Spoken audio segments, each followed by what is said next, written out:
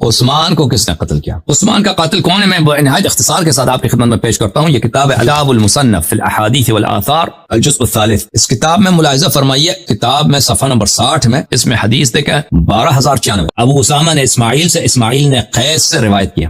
بخاری کہاں گیا؟ یہ بخاری کی سند ہے، بخاری میں کئی مقامات پر ہے، میں آپ کو دکھاؤں تاکہ کوئی شخص اس پہ اشکال نہ کرے سند کے لحاظ سے. یہ بخاری ہے، یہ حدیث نمبر ہے 2531. ابو اسامہ اسماعیل سے، اسماعیل قیس ابن ابی حازم سے، ٹھیک ہے نا. تو یہ سند بخاری کی سند ہے، یہ بخاری کا استاد ہے.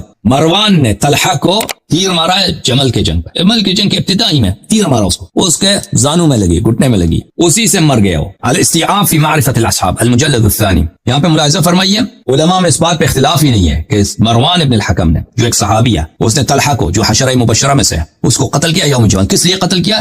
عثمان کے خون کے انتقام کے لیے، کہ میں نے عثمان کا انتقام لینا، ٹھیک ہے نا، اس کے لیے میں نے اس کو قتل کیا.